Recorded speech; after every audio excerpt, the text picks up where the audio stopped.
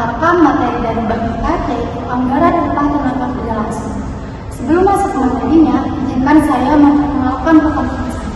Perkenalkan, nama saya Putri Nabila Sulistiana dengan NIM 642318. Perkenalkan, nama saya Deswita Ramadina dengan NIM 64231419.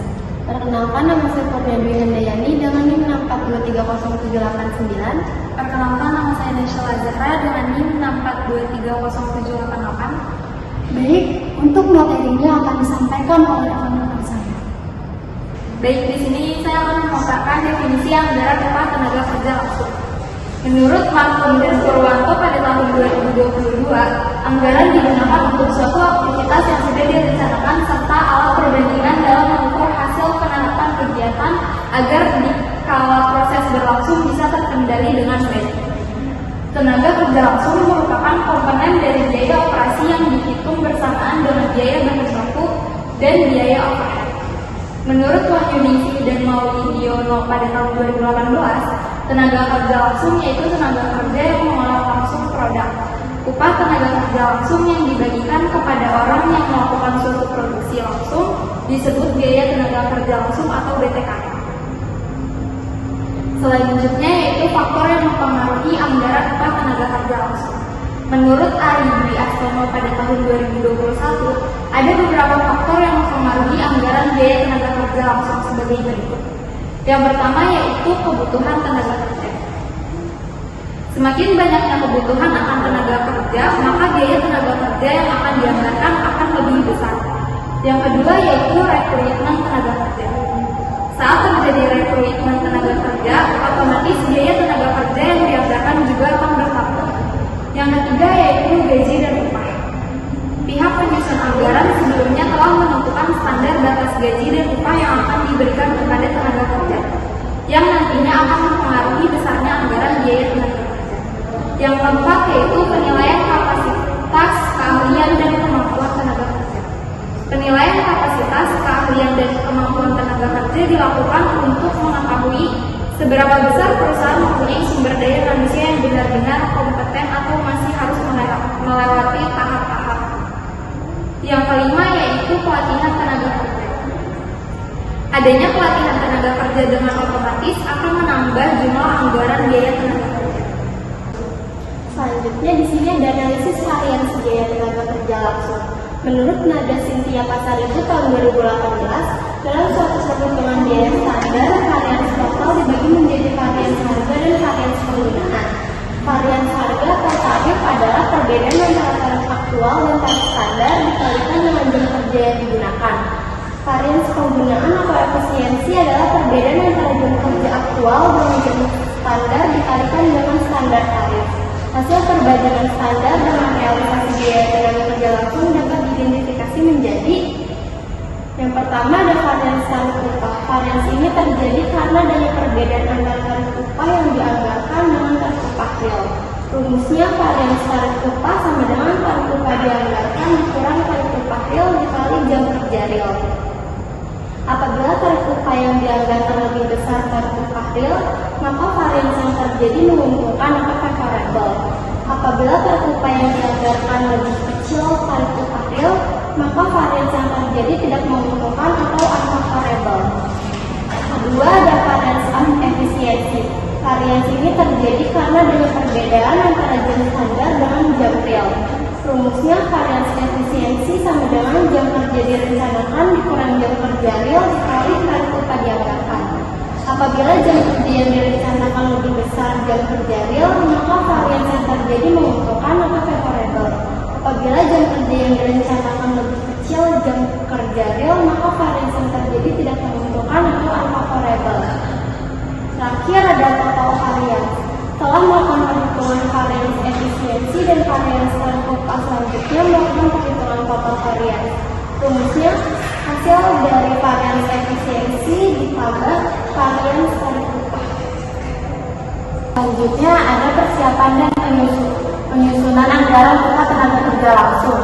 Menurut Auli Hardana, Ahmad Anam, Budi Gautama Siregar, tahun 2022, sebelum menyusun anggaran tenaga kerja perlu ditentukan terlebih dahulu dasar satuan utama yang digunakan untuk menghitungnya.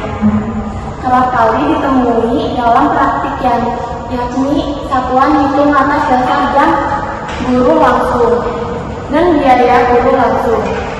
Dalam persiapan penyusunan anggaran ini terlebih dahulu dibuat managing table disusun sebagai hasil perkiraan langsung masing-masing kepala bagian. Managing table merupakan daftar kebutuhan tenaga kerja yang menjelaskan A. Jenis atau kualifikasi tenaga kerja yang dibutuhkan, B. Jumlah masing-masing jenis tenaga kerja tersebut pada berbagai tingkat kegiatan, yang C. Bagian-bagian yang membutuhkannya. Selanjutnya ada sistem upah menurut waktu per jam.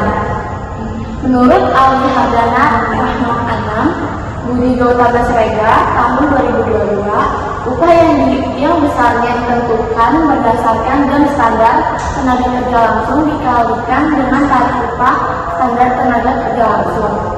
Sistem upah menurut hasil per unit.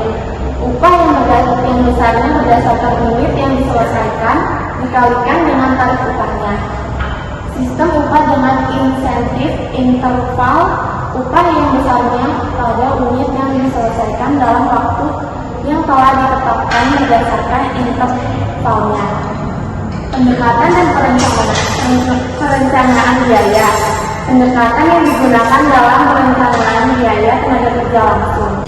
Oke, di sini ada contoh soal anggaran sumber tenaga kerja langsung, yaitu perusahaan ABC memproduksi produk X dan merencanakan anggaran untuk biaya tenaga kerja langsung selama 1 semester pada tahun 2024. Upah rata-rata per jam untuk tenaga kerja langsung adalah sebesar 50.000 dan jumlah jam kerja yang direncanakan setiap bulannya adalah sebagai berikut.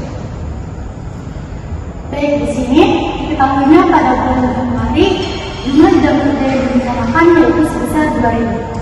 Lalu pada bulan Februari yaitu 1.800, pada bulan Maret yaitu 2.200, pada bulan April yaitu 2.100, pada bulan Mei yaitu 1.300, dan pada bulan Juni yaitu 2.000. Dan untuk upah rata-rata per jamnya yaitu sebesar 50.000. Dan ditanyakan adalah hitungan total anggaran biaya tenaga kerja langsung per bulan dan digambarkan dalam bentuk grafik. Baik, untuk penyelesaiannya yaitu menghitung biaya tenaga kerja langsung per bulan menggunakan rumus Jaya sama dengan upah per jam dikalikan jumlah jam kerja yang direncanakan. Contoh, perhitungan pada bulan Januari yaitu 50.000 dikalikan dengan 2.000 yaitu sebesar 100 juta rupiah. Baik, ini ada tabel berikut, yaitu pada bulan Januari jumlah jam kerjanya 2.000 dikalikan dengan upah rata-rata kerjanya sebesar 50.000. Jadi biaya tenaga kerja langsungnya senilai 100 juta rupiah. Pada bulan Februari yaitu 1.800 dikali dengan 50.000 senilai 90 juta rupiah. Dan pada bulan Maret jumlah jam kerjanya 2.200 dikalikan dengan upah jam rata-rata 50.000 jadi senilai 110 juta rupiah. Pada bulan April 2.100 dikalikan dengan 50.000 senilai 105 juta rupiah. Pada bulan Mei sebesar 2.300 dikalikan dengan 50.000 jadi senilai 115 juta rupiah. Dan pada bulan Juni jumlah jam kerjanya 2.000 dikalikan dengan upah rata-rata kerjanya sebesar 50.000 dan hasilnya adalah 100 juta rupiah. Dan ini ada grafiknya yaitu pada bulan Januari sebesar 100 juta rupiah dan pada bulan Februari yaitu sebesar 90 juta rupiah dan pada bulan Maret yaitu sebesar 110 juta rupiah, pada bulan April yaitu 105 juta rupiah, pada bulan Mei yaitu sebesar 115 juta rupiah dan yang terakhir yaitu pada bulan Juni sebesar 100 juta rupiah. Sekian, terima kasih, kurang lebih mohon maaf. Seperti halnya cinta yang tulus, pertemuan kita hari ini bukanlah aku, melainkan awal dari perjalanan panjang yang kita tempuh bersama. Semoga setiap kata kita penuh makna seperti kata yang tak pernah habis kita ucapkan dalam hidup. Terima kasih atas perhatian dan waktu yang berharga. Semoga kita dengan penuh rasa bahagia. Wassalamualaikum warahmatullahi wabarakatuh.